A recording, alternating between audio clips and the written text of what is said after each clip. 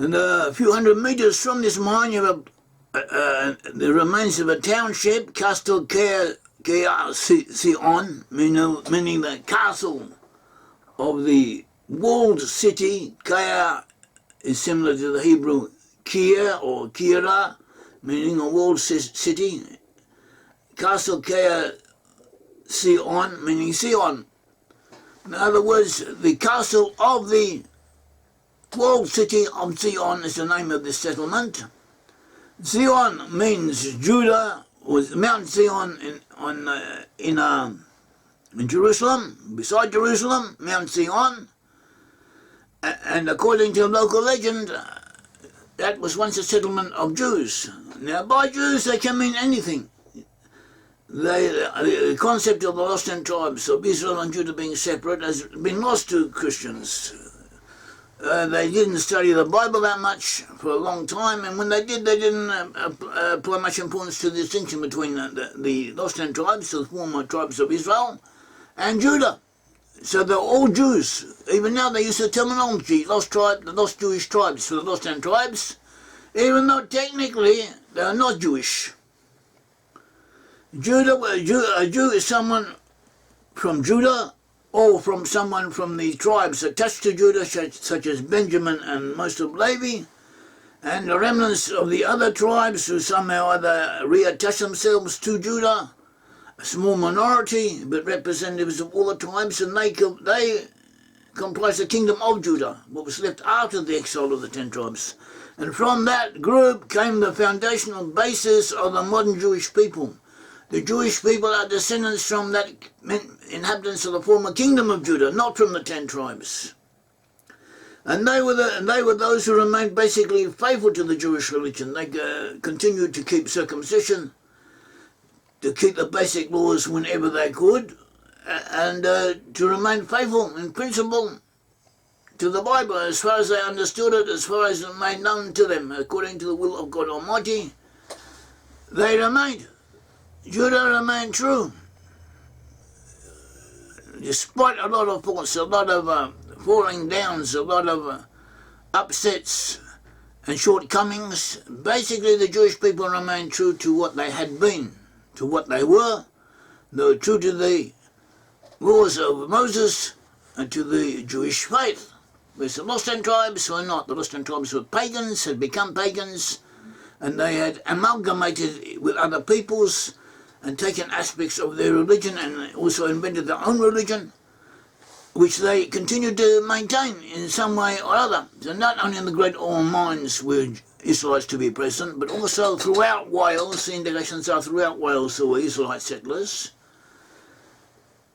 And near close to the Great Orme Mine is the Isle of Anglesey, about 20 miles away or less. Anglesey is an island off the northwest coast of Wales. It was the centre for the Druid religion for all of Britain. They fought in the 60s BC, in the 60s CE, that is AD, 60s CE, but approximately they fought wars against the Romans.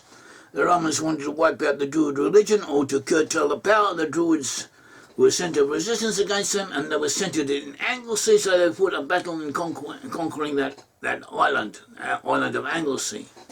And the Druid religion, as we said, had aspects of the Israelite faith and also of other customs taken from the Middle East, taken from Canaan, from areas around the land of Israel.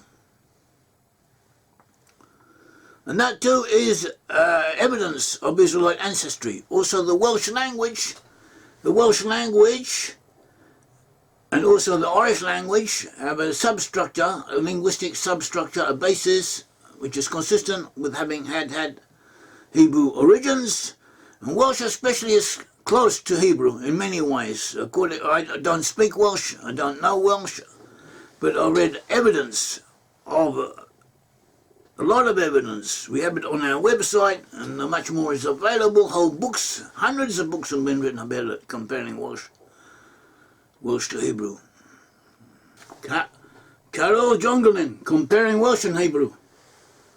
And he gives an historical overview, an historical overview of all the works, works that have been written comparing Welsh to Hebrew.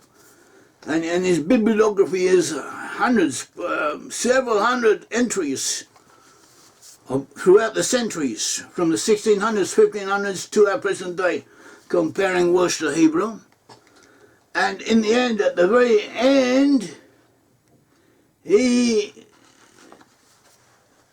does not agree with it. He says that he does not believe that Welsh is connected to Hebrew, but in all of the previous pages of his work, he brings proofs of it. So what he really believes is another story.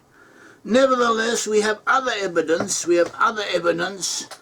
From people in the past who've written articles on it and compared the Welsh language to the Hebrew language, especially they compare translations of the Bible into Welsh, but very often the same sentences mean the same, have the same meaning or very similar meanings in both Welsh and Hebrew, showing that there is something there is some connection that cannot be denied. Once you see the evidence, you cannot deny it. I also found a book, The Chronicles of Yair, by 1822 by Roger O'Connell. It's a collection of traditions, and he says in effect that the ancestors of the Irish were people who he calls Hebrews, but he does not associate them with Israel, but he calls them Hebrews, who were taken away who were taken captive by the Assyrians, taken to Spain and moved from the south of Spain to the north of Spain, and they rebelled against their Phoenician captors and moved from there to Ireland. And there's a lot of what he says coincides with historical details that we have come across.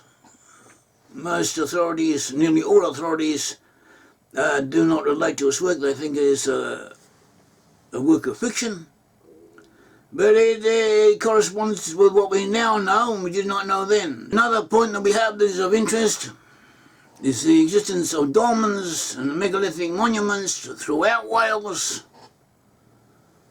and these are also found throughout the British Isles, also in Ireland, in Scandinavia, in the Netherlands, in Brittany, in France.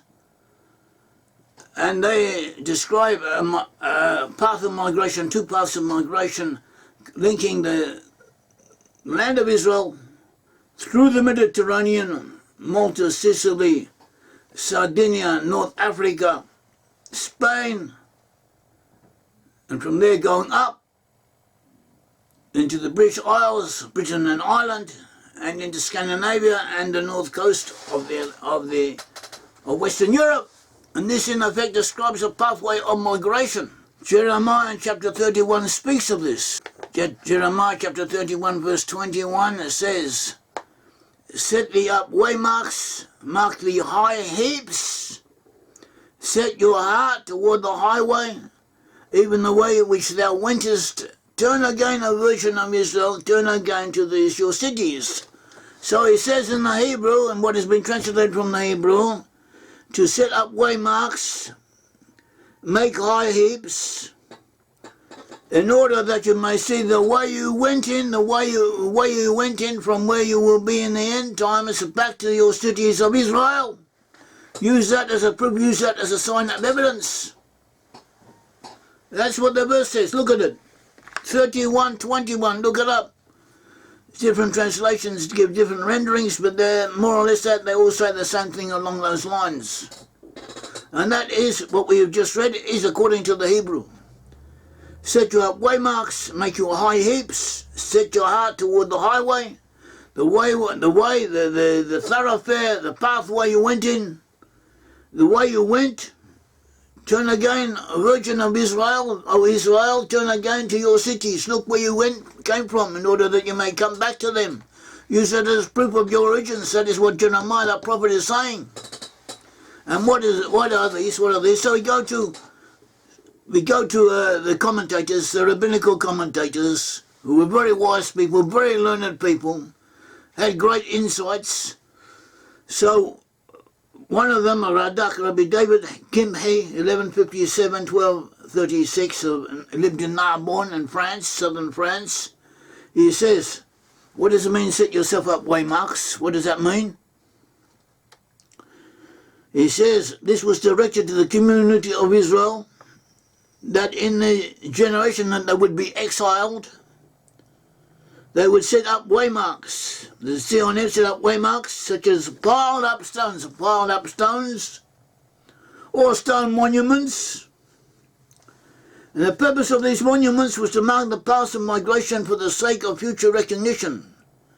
The meaning was to say that even though you will be exiled, hope is not lost, and you are still destined to return to these your cities. Make yourselves high heaps. And he says the same message is repeated, though the wording has changed, since that high heaps and Zionim connote elevated height. In other words, set up monuments and make elevated stone heaps around them or associated with them, and use them as evidence of your pathways. And these pathways exist. They are the dolmens. What are the dolmens? The dolmens come in all shapes and sizes. Sometimes the name dolmen is used as synonymous with megalithic monuments, but the so-called portal dolmen is 2 or 3 stones, upright stones with a roof on them, a flat stone on their roof. The ones used in the west usually have a 23-degree inclination, and over them were placed piles of stones. You also find dolmens in Korea and in Ethiopia and other places, but these are different from those in the West. The ones in the West are unique, and we have proven that all the dolmens have cultural connections between them. They all trace back towards the land of Israel and the area around it where Israelite tribes used to live in the ancient times. And wherever we trace the Israelites to have gone, we find dolmens there. And this is a pathway. This is proof. And in addition to all this, we have additional proofs identifying specific Israelite tribes in specific places. In Wales, we find indications that Wales was settled by several tribes, including the tribe of Asher, the tribe of Dan, and the tribe of Levi, and possibly other tribes. And we have and we will speak of this in another talk. So too in Ireland we find a similar combination of tribes, but in different proportions and with the addition of other tribes. In Ireland, as we said, as like in Wales, we find Asher and Dan. We also find elements from Judah in the north. We find other groups in Ireland. And so too in Wales we find additional groups. We find indications that many from the tribe of Levi also settled in Wales, and also from the tribe of Simeon and others. So may the Lord God of Israel be with you and bless you. And thank you. You're also invited to get in touch with us, to read our literature, to send us contributions, to support us, and to learn more on this subject.